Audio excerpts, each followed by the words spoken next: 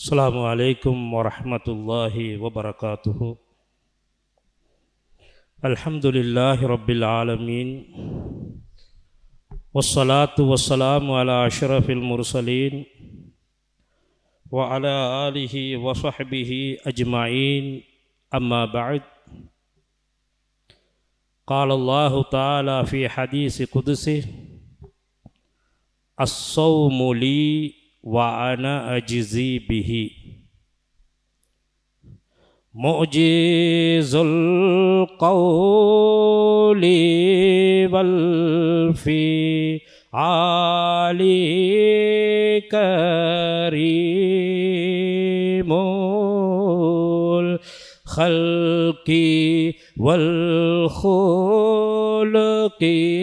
مقسط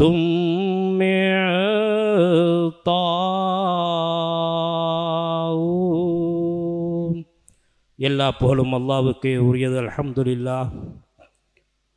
ஸலவாத்தும் சலாமும் எம் உயிரிலும் மேலான எங்கள் நாயகம் ஸல்லல்லாஹு அலைஹி வஸல்லம் அன்னவர்கள் மீதும், அந்த நாயகத்தை பின்தியர்ந்த உத்தம சஹாபாக்கள், தாபிஈன்கள், தபுஅத் தாபிஈன்கள், இமாம்கள், வலிமார்கள், மஷாயிஹுமார்கள் அனைவர்கள் மீதும் என்றென்றும் உண்டாகட்டும். அன்புக்குரிய அல்லாஹுவின் நல்லடியார்களே, நமக்கு தெரிந்த ஒரு ஹதீஸு தான் அல்லாஹ் சொல்வதாக நாயகம் ஸல்லல்லாஹு அலைஹி வஸல்லம் மன்னர்கள் சொல்லக்கூடிய ஹதீஸ் குதுசியிலே வரக்கூடியது. அஸ்ஸௌமு லீ வ அனா அஜ்ஸி பிஹி. நோன்பு எனக்குரியது, அதுக்கு கூலி கொடுப்பவன் நான் என்று அல்லாஹ் சொல்கிறான். இந்த ஹதீஸு எதை காட்டுகிறது? இந்த ஹதீஸினுடைய ஆய்வு என்ன? இது எதை தெளிவுபடுத்துகிறது என்பதை மட்டும் பார்த்து முடித்துக்கொள்வோம். அஸ்ஸௌமு லீ, நோன்பு எனக்குரியது, அதுக்கு கூலி கொடுப்பவன் நான் என்று அல்லாஹ் சொல்கிறான். அப்படி என்றால் தொழுகை இருக்கிறது, ஜக்காத்து இருக்கிறது, ஹஜ்ஜி இருக்கிறது, மற்றும் உண்டான சதக்கா போன்ற ஏராளமான அமல்கள் இருக்கிறது. இது யாருக்குரியது? நோன்புதான் எனக்குரியது என்று அல்லாஹ் சொல்கிறான் என்றால், அடுத்த அமல்கள் கடமையாக்கப்பட்டவைகள் யாருக்குரியது? ஏன் அல்லாஹ் ஒன்றை மாத்திரம் எடுக்கிறான்? மற்றவைகளே அவன் உதறி தள்ளுகிற போன்று ஒரு செய்தியாக விளங்குகிறது. 5 பிள்ளைகளை பெற்ற ஒரு தகப்பன் ஒரு பிள்ளையை பார்த்து இது ஏண்ட பிள்ளை என்று சொன்னால், அடுத்த 4 பிள்ளைகளுடைய நிலை என்ன? இதில் இருந்து என்னதை தெளிவுபடுத்த வருகிறான் என்பதை பற்றித்தான் அந்த ஹதீஸ் தெளிவுபடுத்துகிறது. அஸ்ஸௌமு லீ, நோன்பு எனக்குரியது என்று அல்லாஹ் சொல்லுகின்றதை கொண்டு நாங்கள் விளங்கக்கூடாது அடுத்த அனைத்து அமல்களும் அவனை விட்டு அப்புறப்பட்டது என்பது அல்ல அர்த்தம். அனைத்தும் அவனுக்குரியது தான், அனைத்தும் அவனால் ஏவப்பட்ட கடமைகள் தான், அனைத்தும் அவனுக்கு சொந்தமானது தான், அனைத்தும் அவனுக்காக செய்யப்படக்கூடியவைகள் தான். என்றாலும் அல்லாஹ் ஏன் இதை மட்டும் தன் பக்கம் எடுக்கிறான்? நோன்பை மாத்திரம் தன் வசம் ஏன் அல்லாஹ் எடுத்துச் சொல்கிறான் என்பதற்கு ஏராளமான விளக்கங்கள் சொல்லப்படுகிறது. அன்புக்குரியவர்களே, அல்லாஹ்வின் நல்லடியார்களே, அல்லாஹ் எப்படி சொல்கிறான் தெரியுமா? நோன்பு எனக்குரியது என்று சொல்லிவிட்டு கூலி கொடுப்பவன் நான். அப்படி என்றால் நோன்புக்கு கூலியைத்தான் அவன் பாரம் எடுத்தான். நோன்பு என்ற இந்த கடமைக்கு அவன் கூலியை தான் பாரம் எடுத்தான். நான் கூலி கொடுக்கிறேன் என்றுதான் அவன் சொல்கிறான். என்றால் அடுத்தவைகளுக்கு கூலி கொடுப்பவன் யார் என்ற இரண்டாவது கேள்வி அங்கே உருவாகிறது. அன்புக்குரியவர்களே, அல்லாஹ்வின் நல்லடியார்களே, அனைத்தும் அல்லாஹ்வுக்கு சொந்தமானதுதான். அதிலே கருத்து வேற்றுமை கிடையாது. என்றாலும் அல்லாஹ் ஒரு விடயத்தை தன்னோடு சேர்க்கிறான். எது போல என்றால் இமாம்கள் சொல்லுவார்கள், பைத்துல்லா, கஅபாவை பார்த்து அல்லாஹ் சொல்கிறான் இது அல்லாஹ்வினுடைய வீடு. அப்ப அடுத்தவைகள் எல்லாம் ஹரத்தை சுற்றியுள்ள அடுத்த இடங்கள் எல்லாம் யாருக்குரியது?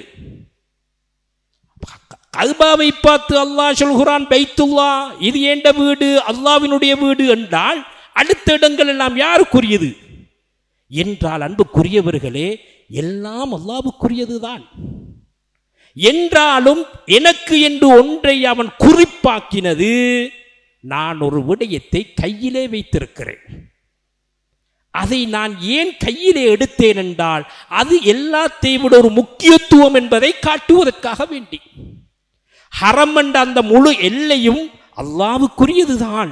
ஆனால் கஅபா அந்த இடங்களிலே ஒரு வித்தியாசமான முக்கியமான ஒரு இடம் என்பதை காட்டத்தான் அல்லாஹ் அப்படி சொன்னான். அதுபோலதான் எல்லா அமல்களுக்கும் கூலி கொடுப்பவன் மலாய்க்காமார்கள். கூலியை அல்லாஹ் தீர்மானிச்சிட்டான். தனிய தொழுதால் இத்தனை நன்மை, ஜமாத்தோடு தொழுதால் இத்தனை நன்மை, அவன் ஹஜ்ஜி செஞ்சால் இன்ன நன்மை, அவன் ஜக்காத்து கொடுத்தால் இன்ன நன்மை, எல்லாம் அல்லாஹ் சொல்லிட்டான். ஹதீஸ் வந்து விட்டது, மலக்குமார்கள் தான் கொடுத்து கொண்டிச்சார். ஆனால் நோன்புக்கு மாத்திரம் அல்லாஹ் கூலியை கொடுப்பது நான் தான். அந்த கூலி கொடுக்கின்ற பொறுப்பு ஏண்ட கையில தான் இருக்குது. அன்புக்குரியவர்களே, அல்லாஹ்வின் நல்லடியார்களே, இது எதை காட்டுகிறதென்றால், என்னிடம் ஒரு பலை இருக்கிறது, நான் அதை வைத்துக் கொண்டுதான் இருக்கிறேன். உங்களுக்கு தெரியும், ஒரு நாட்டுக்கு ஜனாதிபதியாக வந்து விட்டால் அவருக்கு முழு அதிகாரமும் இருக்கிறது. என்றாலும் அலாதியான அதிகாரமும் அவருடைய கையிலே வந்துவிடும். நீதிமன்றத்தால் நீதவானினால் முடிக்கப்பட்டதையும் அவருக்கு மாற்ற முடியும் என்ற விதாயக பல என்பது ஒரு ஜனாதிபதியுடைய கைக்கு வந்துவிடும். அதை யாரினாலும் ஒன்றும் செய்ய முடியாது. அதுபோல அல்லாஹ் ஒரு விடயத்தை கை கெடுக்கிறான், இது எனக்குரியது, இதுக்கு நான் தான் கூலி கொடுப்பேன் என்றால் அந்த பலையை அல்லாஹ் கை கெடுக்கிறான். உங்களுக்கு தெரியும், நேட்டோ, அதாவது பல நாடுகள் இருக்கிறது, அவர்களுடைய கையில் என்ன செய்வாங்க, வல்லரசு நாடுகள் எல்லாம் சேர்ந்து ஒரு முடிவை எடுத்தென்றால் அதுதான் உலகத்துக்கே ஒரு முடிவாக வருகிறது. அதுபோலதான் நோன்பு என்ற இந்த கடமையை அல்லாஹ் கைக்கு எடுக்கிறான், இது எனக்குரியது. எதற்காக வேண்டி? எதற்காக வேண்டி? இமாம்கள் அழகாக விளக்கம் சொல்லுவார்கள். நாளை மறுமை நாள நீ தொழுதாயா உனக்கு நன்மை தரப்படும், நீ ஜக்காத்து கொடுத்தாயா உனக்கு நன்மை தரப்படும், நீ ஹஜ்ஜி செஞ்சாயா உனக்கு நன்மை தரப்படும். இதெல்லாம் பார்த்துவிட்டு அல்லாஹ் ஏண்ட அடியானுக்கு நோன்பை கொண்டு நான் அதை வைத்து நான் தான் கூலி கொடுப்பேன், அது என் கைவசம் இருக்கிறது, அதை வைத்து நான் பாஸ் பண்ணுவேன் என்ற உம்மத்தை, நாயகத்துடைய உம்மத்தை, அதை வைத்துத்தான் நான் இவர்களை சொர்க்கத்துக்கு கொண்டு போக அதை ஏண்ட கையில வைத்துத்தான் நான் மார்க்ஸ் போடுவேன். அப்படித்தானே டீச்சர்மார் எல்லாரும் திருத்தி கொடுத்ததுக்கு பின்னால கடைசிக்கு முடிவெடுக்கின்ற ஒரு சபை ஒன்று வருகிறது அல்லவா, அது போலதான் அல்லாஹ் இந்த நோன்பை கைக்கு எடுத்தது எதற்கு தெரியுமா? நாயகத்தினுடைய இந்த உம்மத்தை எவர்களெல்லாம் அமலை கொண்டு குறைந்து விட்டார்களோ அவன் அமலை போட்டு அவன் பாசாக்குவதற்காக வேண்டித்தான். அவன் என்ன செய்வான், நன்மையை போட்டு அவர்களை சொர்க்கத்துக்கு அனுப்ப வேண்டும். இதனால தான் நோன்பாளிக்கும் அல்லாவுக்கும் இடையில தான் அவன் நோன்பாளியா என்பது தெரியும். ஒருவன் தொழுகிறான், அடுத்தவனுக்கு தெரியும் இவன் தொழுகையாளி. ஒருவன் ஜக்காத்து கொடுக்கிறான், அவனுக்கும் அடுத்தவனுக்கும் தெரியும் கொடுக்கப்பட்டவனுக்கும் ஜக்காத்து கொடுக்கப்பட்டதுண்டு.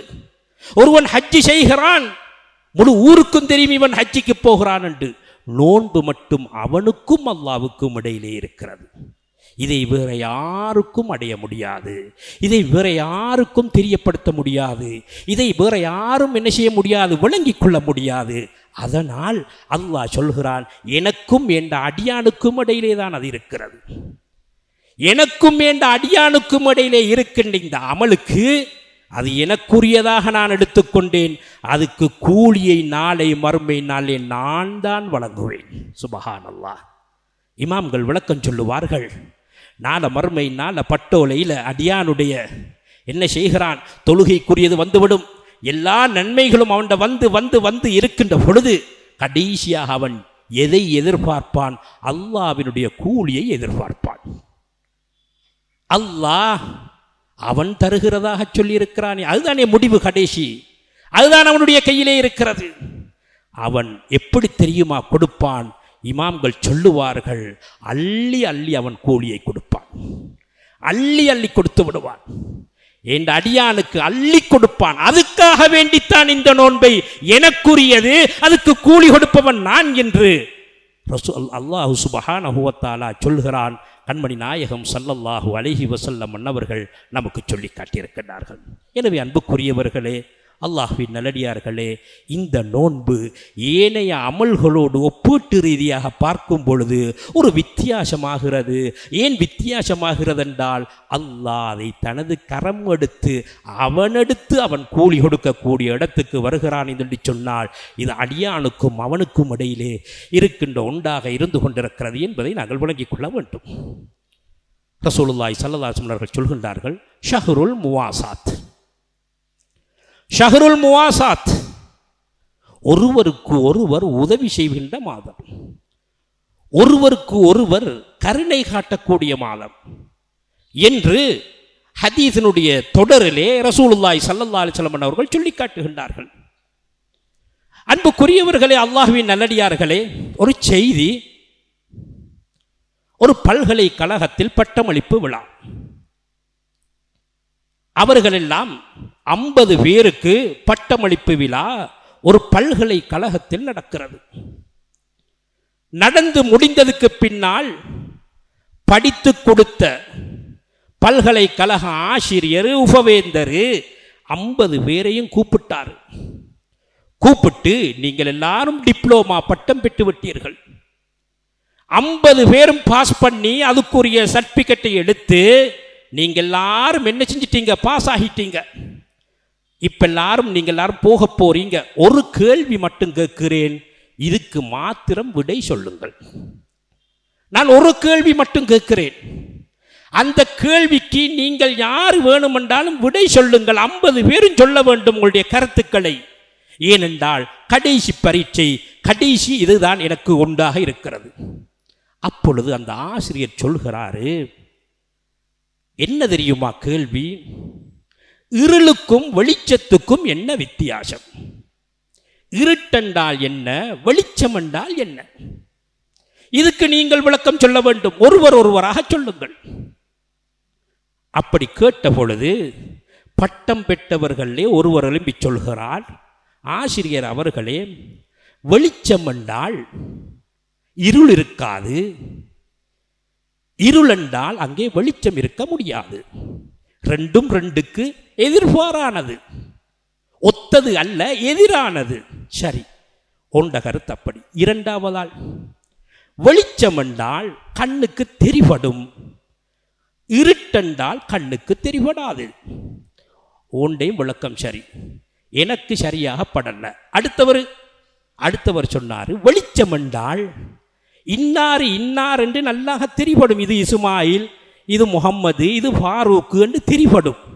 வெளிச்சம் இல்லை என்றால் யாரென்று தெரிபடாது, அதுதான் இருட்டு.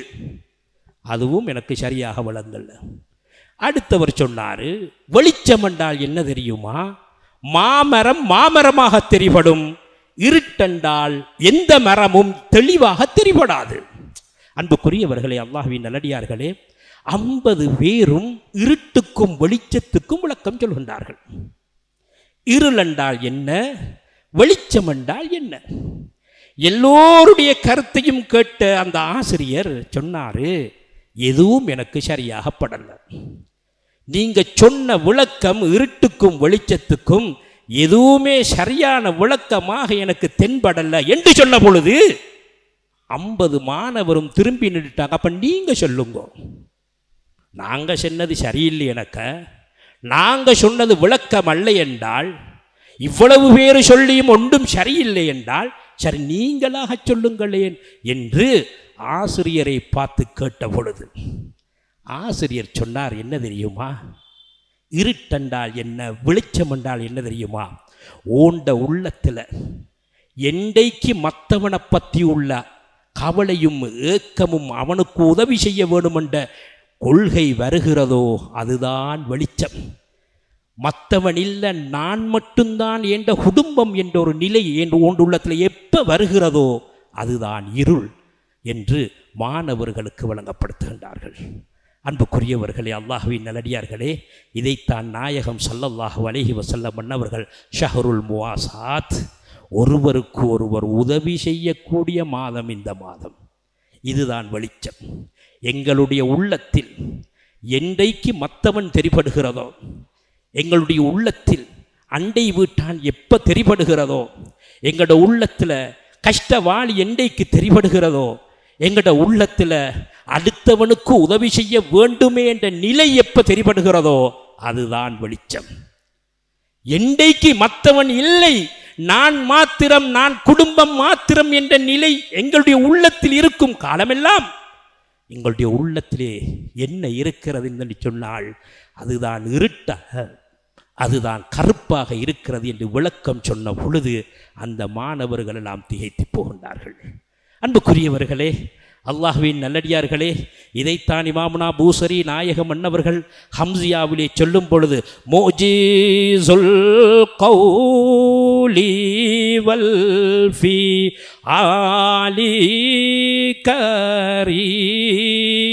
கரீமுல் ஹல்கி வல் ஹுலுகி முக்ஸி துன்மி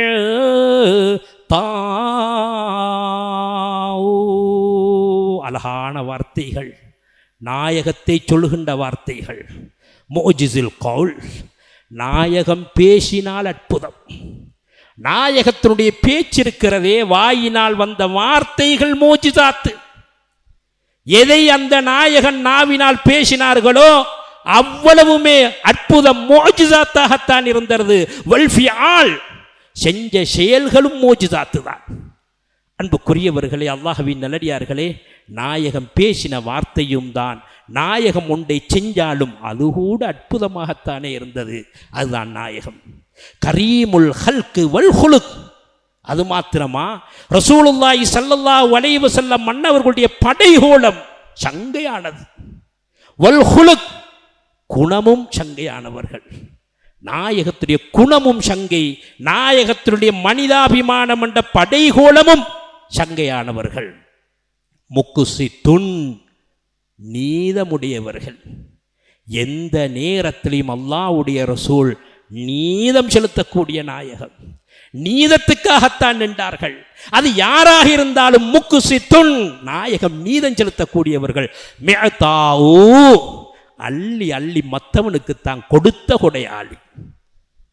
இமாமுனா பூசரி நாயகம் ஹம்சியாவில் சொல்கின்றார்கள், மிஅதாவு, கொடுத்த கரம்.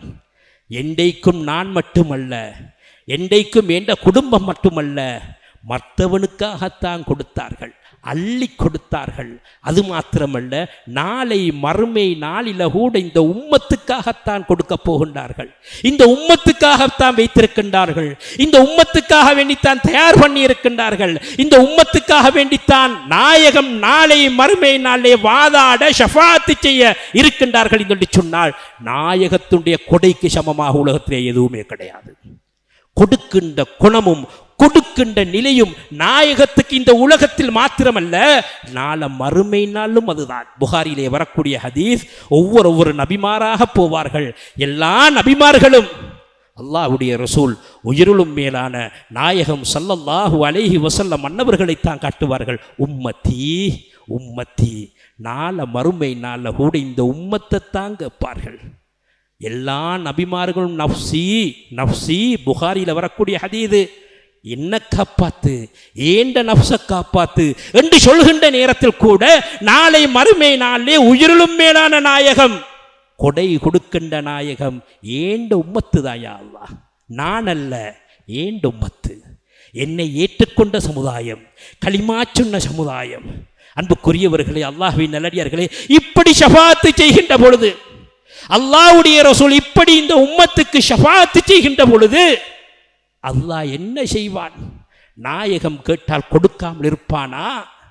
நாயகம் கேட்டால் அல்லாஹ் நிராகரிப்பானா? அதுதான் நோன்பு எனக்குரியது, கூலி கொடுப்பவன் நான். அவன் நோன்பை வச்சு கொடுத்துட்டுடுவான், அவன் நோன்பை வச்சு நன்மையை அள்ளி போட்டுடுவான். ஏன் அதை கைவசம் வச்சிருக்கிறான் அவன். எண்டைக்கு அல்லாவுக்கு அது தேவைப்படுகிறதோ அதை அண்டைக்கு அவன் பாவிப்பான். அதைத்தான் நாயகம் ஸல்லல்லாஹு அலைஹி வஸல்லம் அவர்கள் ஹதீஸ் குதுசியிலே சொல்லி காட்டுகின்றார்கள். நோன்பு எனக்குரியது, அதுக்கு கூலி கொடுப்பவன் நான் என்று. அன்புக்குரியவர்களே, அல்லாஹ்வின் நல்லடியார்களே, நாங்கள் விளங்க வேண்டிய செய்தியாக இருந்து கொண்டிருக்கிறது. எனவே உள்ளம் வெளிச்சமாகும் என்றால் மற்றவன் எங்களுடைய பார்வையில் தென்பட வேண்டும். உள்ளம் இருள் என்றால் மற்றவன் எங்களுடைய பார்வைக்கு தெரிபடாமல் இருப்பதுதான் இருளுக்கும் வெளிச்சத்துக்கும் உள்ள வித்தியாசம் என்பதையும் அன்புக்குரியவர்களே, அல்லாஹ்வின் நல்லடியார்களே, நாங்களெல்லாம் விளங்கிக் கொண்டு வந்திருக்கின்ற இந்த ரமலானுடைய மாதம், புனிதமான மாதம், சங்கையான மாதம், கண்ணியமான இந்த மாதத்தில் நாங்கள் எல்லாரும் சிறப்பான முறையில் ரமலானுடைய நோன்பை பிடித்து சீதேவிகளாக மாறுவதற்கு அல்லாஹ் நம் அனைவர்களுக்கும் உதவி செய்வானாக. அல்லாஹ் நம் அனைவர்களுடைய பாவங்களை மன்னிப்பானாக, நம் அனைவர்களுடைய குறைகளை மறைப்பானாக. நம் அத்துணை பேருக்கும் ஈடேற்றமான வாழ்க்கையை நீ தந்து விடுவாயாக. யா அல்லாஹ், ரமலானுடைய மாதத்தை நாங்கள் நோன்பு பிடித்திருக்கிறோம் நாயனே, அந்த நோன்புக்கு கூலியை நீதான் தருகிறாயா அல்லாஹ், அதை நல்லதாக நீ தந்து விடுவாயாக. அதை கொண்டு எங்களுடைய பாவங்களை அழிக்கப்பட்டதாக நீ ஆக்கி விடுவாயாக. சங்கையானவனே, கண்ணியமானவனே, ரமலானுடைய மாதத்தை தந்த நாயனே, இந்த சிறப்பான இந்த மாதத்தில் யா அல்லாஹ் எங்களுடைய உள்ளங்களை வெளிச்சமாக்கி விடுவாயாக. உதவி செய்யக்கூடிய கரங்களாக, உதவி செய்யக்கூடிய உள்ளங்களாக நீ ஆக்கி விடுவாயாக. யா அல்லாஹ், யா ரஹ்மானே, புனிதமான தீனுல் இஸ்லாம் மார்க்கம் என்ற இந்த தூய்மையான மார்க்கத்தை பின்பற்றி நாங்கள் நடப்பதற்கு உயிரிலும் மேலான அந்த நாயகம் எங்களுக்கு வழிகாட்டினார்கள். யா அல்லாஹ், அந்த நாயகத்தோடு நாள மறுமை நாளை நீ எங்களை சேர்த்து விடுவாயாக. யா அல்லாஹ், எங்களுடைய தாய் தந்தையர்களை நீ மன்னித்து விடுவாயாக. புனிதமான ரமலானுடைய மாதத்தில் நோன்பெல்லாம் பிடித்து எங்களுக்கெல்லாம் நேர்வழியை காட்டிவிட்டு போன அந்த ஸ்ரீதேவிகள் கபருடைய வாழ்க்கைக்கு போய்விட்டார்கள் நாயனே. அவர்களுடைய கபறுகளை நீ சொர்க்கத்தின் பூஞ்சோலையாக ஆக்கி விடுவாயா. யா அல்லாஹ், அவர்களை நீ மன்னித்து விடுவாயாக. அவர்களுக்கு ஈடேற்றத்தை நீ கொடுத்து விடுவாயாக. யா அல்லாஹ், கட்டுத்தந்தவர்களுடைய பாவங்களை நீ மன்னித்து விடுவாயாக. கைபிடித்த மஷாயிகுமார்களுக்கு நீ பரக்கத்து செய்வாயாக. ஹயாத்தை நீ நீளமாக்குவாயாக. எங்களுடைய வியாபாரத்தை பரக்கத்தாக்கி ஹலாலாக்கி தந்து விடுவாயாக. இந்த ரமலானுடைய மாதத்தில் யா அல்லாஹ் கொடுக்கும் கரங்களாக ஆக்கிவிடுவாயாக. ஜக்காத்தை நிறைவேற்றக்கூடிய ஸ்ரீதேவிகளாக ஆக்கிவிடுவாயாக. அதை அழகான முறையிலே, ஏவப்பட்ட முறையிலே நிறைவேற்றுகின்ற பாக்கியத்தை நீ நம் அனைவர்களுக்கு நீ தந்து விடுவாயாக. இங்கே வந்திருக்கின்ற தாய்மார்கள், இங்கே வந்திருக்கின்ற பெற்றோர்கள், ஆண்கள் அத்துணை பேருக்கு உனது ரஹ்மத் என்னும் மழையை நீ பொழிய வைத்து விடுவாயாக. பெருங்கொண்ட நோய்களை விட்டும் நீ பாதுகாத்து விடுவாயாக. சுமக்க முடியாத நோய்களை விட்டும் பாதுகாத்திரியா அல்லாஹ். ஆஃபியத் என்ற அருளை தந்து விடுவாயாக. யா அல்லாஹ், பெருங்கொண்ட நோய்களை கொண்டு சோதித்து விடாதே நாயனே, நீ கஷ்டப்படுத்தி விடாதே நாயனே. சுமக்க முடியாத நோய்களை தந்து விடாதே யா அல்லாஹ். புது புது நோய்களை தந்துடாதே யா அல்லாஹ். லட்சக்கணக்கு கோடிக்கணக்கு சல்லிகள் செலவழிக்கின்றதை நீ தந்து விடாதே யா அல்லாஹ். யா அல்லாஹ், இன்னொத்தன்ட்ட கேட்டு திரிய வச்சிடாதே எங்கள் நோய்களுக்கு யா அல்லாஹ். யா அல்லாஹ், ஆஃபியத் என்ற அருளை தந்துடியா அல்லாஹ். அந்த பாக்கியத்தை நீ தந்துடியா அல்லாஹ். மௌத்து வரும் வரை உன்னை தொடக்கூடிய ஸ்ரீதேவிகளாக ஆக்கிவிடுவாயாக. கேட்ட துஆக்களை நீ கபூல் செய்து கொள்வாயாக. ரப்பனா ரப்பி ரஹம்ஹுமா கமா ரப்பயானி ஸகீரா. ஸல்லல்லாஹு தஆலா வஸல்லம் பாரக்கலா கைர் ஹல்கி சய்யிதுனா முஹம்மதின் வஆலிஹி வஸஹ்பிஹி அஜ்மஈன். ஆமீன். சுப்ஹான ரப்பிக ரப்பில் இஸ்ஸத்தி அம்மா யசிஃபூன் வ ஸலாமுன் அல் முர்ஸலீன் வல்ஹம்துலில்லாஹி ரப்பில் ஆலமீன்.